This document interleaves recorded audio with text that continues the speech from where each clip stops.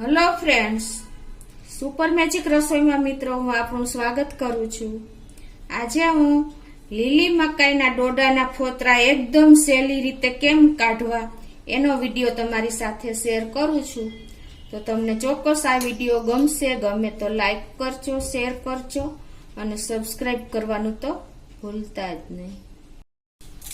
તો મિત્રો આપણે જો રોજબરોજ હવે વપરાશ મકાઈનો વપરાશ તો વધી જ ગયો છે। બાળકોને સબ્જીમાં બધે આપણે 12 માસ મકાઈ મળે છે, તો એના આપણે જે છોતલા હોય ને, એટલે કે આ ઉપરના છોતલા એ ઉતારવાની ઝંઝટ તો થાય જ છે। આપણે આ રીતે એક એક ફોતરું ઉતારી છે અને બહુ ટાઈમ વહી જાય ને આપણને કંટાળો ઘણી વખત આવે છે કે આ કચરો થઈ જાય છે।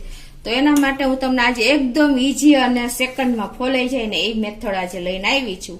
તો એમાં શું કરવાનું છે, આપણે જો આ મકાઈ આખી જ લેવાની છે, પછી આગળ જે ભાગ હોય ને એ આ રીતે તમારે કટ કરી નાખવાનો છે।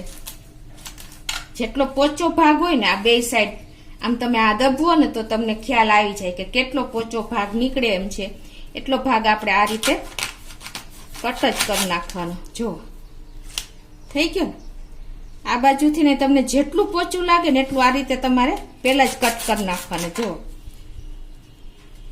ખ્યાલ આવે છે? આટલું કર્યા પછી તમને જેટલું તમારું ચપ્પુ થોડુંક ધારદાર હશે ને તો ઝડપથી થશે। એ જ રીતે પછી તમારે શું કરવાનું, કાંઈ કરવાનું નથી, ખાલી વચારે તમારે આ રીતે ચેકો મૂકી દેવાનો છે। જો આ રીતે ફરતો ચેકો મૂકી દેશો એટલે ઈઝીલી તમારી મકાઈ જો નીકળી ગઈ, નો કાંઈ કચરો થાય કે નહીં કાંઈ। જો આમ કરશો એટલે તમારે વચ્ચેથી ડોડો કાઢી લેવાનો છે, એટલે કે મકાઈના આખો જે દાણો હોય ઈઝીલી નીકળી જશે, છે ને મિત્રો। ઓલું આપણે જે રીતે કાઢી છે ને એનાથી આ એકદમ ઈઝી રીત થાય છે મિત્રો। જો બધી મકાઈ એના જેમ અંદરના રૂછા હોય બધું એમાં રહી જાય છે। આપણે શું કરતા હોઈએ છીએ કે જો આ રીતે આપણે આમ એક મકાઈના છોતલા આ રીતે ઉતારતા હોઈએ છીએ, બરાબર। આમાં કેટલો ટાઈમ લાગે, ખેંચવા પડે, આવી રીતે એક હાથમાં લેવા પડે, તમને ખ્યાલ આવે છે? આવી રીતે આપણે ઉતારતા હોય છે અને ઘરમાં કચરો પણ એટલો જ થાય છે। તો એને બદલે તમારે શું કરવાનું, સીધું અહીંથી કટ મૂકી દેવાનું।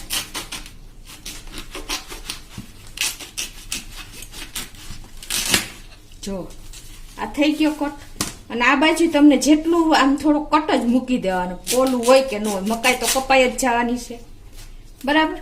પછી તમારે આ રીતે કટ મૂકી દેવાનો, આવી રીતે।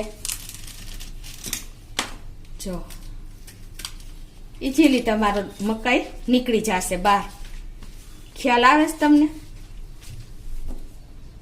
છે ને એકદમ ઈઝી ટ્રીક।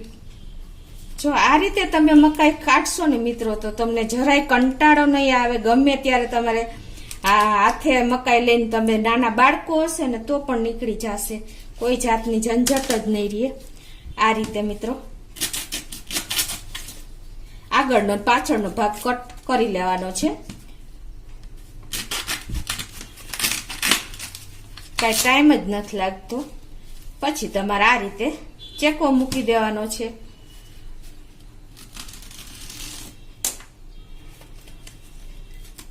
છે ને। બસ આટલું જ તમારે કરવાનું છે, બીજું કાંઈ નથી કરવાનું મિત્રો। તમે ઈઝી, મેં તમને આજે સહેલામાં સહેલી રીત 1 સેકન્ડમાં તમારી મકાઈ ફોલાઈ જાય ને એવી મેં તમને આજે મેથડ બતાવી છે। જો છે ને, તે એકદમ મેં તમને સહેલી રીત બતાવીશ મિત્રો। આજથી ઓલ ઓવર લોકો આ રીતે જ તમે ટ્રાય કરજો એક વખત, તો તમને ખ્યાલ ગમશે જ કે આ સાવ ઈઝી રીત છે, કોઈ જાતની ઝંઝટ જ નથી રાખતી અને ટાઈમ પણ નથી લાગતો। તો તમને આ રીતે એક વખત તો ચોક્કસ ટ્રાય કરજો। હવે હું તમને એકદમ ઈઝી રીતે મકાઈના દાણા કેવી રીતે કાઢવાના એ પણ તમને બતાવી દઉં। કાઢવામાં છે ને આપણે આ રીતે મકાઈના 2 ભાગ કરી નાખવાના, બરાબર। પછી તમારે જો આ રીતે ઈઝીલી દાણા નીકળી જાય, જો આખા દાણા નીકળી જાય મિત્રો। ખાલી તમારે આ અંગૂઠો હોય ને એનાથી આ રીતે તમારે ફરતા દાણા કાઢતા જવાના છે.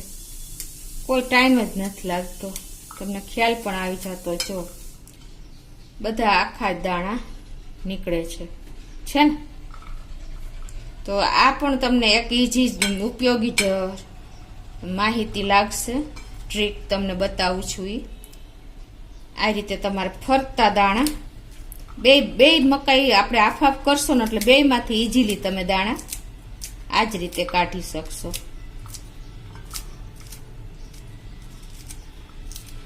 છે ને. એક આ મેથડ, અને હવે તમને હું બીજી પણ મેથડ બતાવી દઉં.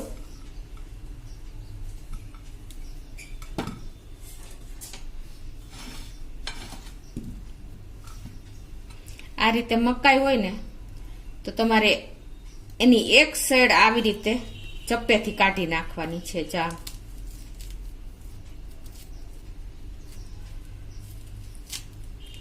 એક સાઈડ કે બે સાઈડ જેટલી તમારે નીકળે ને જગ્યા કરી નાખવાની છે. ટૂંકમાં મકાઈના ડોડામાંથી આપણે જગ્યા કરશો ને એટલે બીજા દાણા કાઢવામાં તમારે ખાસ ધ્યાન રાખવાનું કે ચપ્પુ વાગી ન જાય. આવી રીતે તમે જગ્યા કરીને પછી જો આ બધી લાઈન તમારી ઓટોમેટિક નીકળતી જશે. જો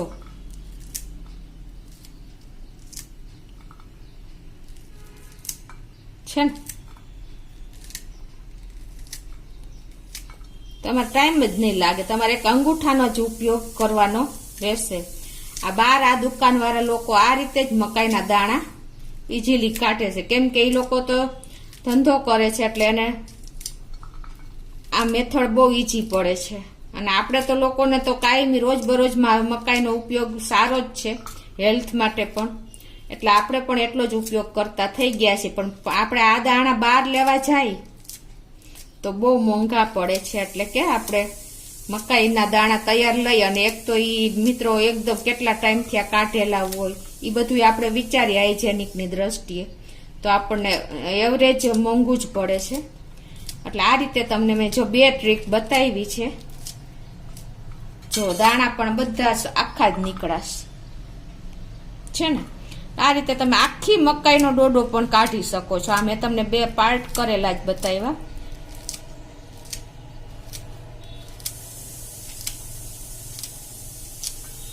બાફેલ મકાઈ કરતા પણ તમે જો કાચી મકાઈના દાણા આ રીતે કાઢશો ને તો બહુ આપણને સહેલું પડે છે.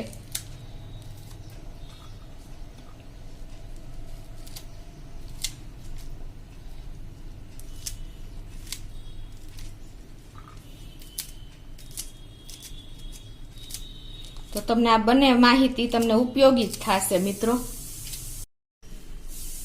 તો આ રીતે જો તમે ટૂંકમાં બધી મકાઈના દાણા કાઢી શકો છો ઈઝીલી, અને છોતલા પણ તમને મેં 1 સેકન્ડમાં નીકળી જાય ની મેથડ આજે બતાવી છે. અને મિત્રો પછી તમારે આ દાણા તમને એ પણ બતાવી દઉં કે આ દાણાને તમે પાણી નાખ્યા વગર વાસણમાં ભરીને કુકરમાં નીચે પાણી મૂકીને બોઇલ કરી લેવાના એટલે એકદમ મીઠા દાણા તૈયાર થશે તમારા. સેજ મીઠું નાખી દેવાનું.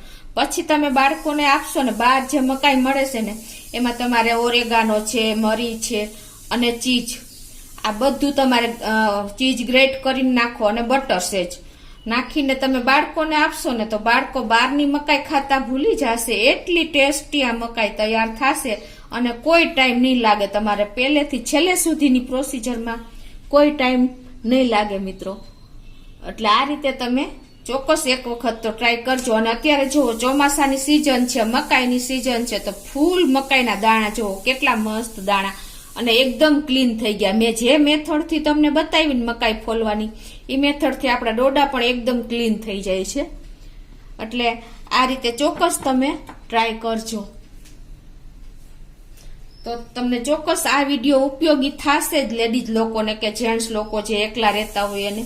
અને આ ઇઝીલી એનો એક ટાઈમ પસાર થઈ જશે. એક ટાઈમ એટલે કે એક ટાઈમ લંચ કે ડિનર, અને તમને ઉપયોગી પણ થશે. તો તમને ચોક્કસ આ વિડીયો ગમશે. ગમે તો લાઈક કરજો, શેર કરજો અને સબસ્ક્રાઈબ કરવાનું તો ભૂલતા જ નહીં.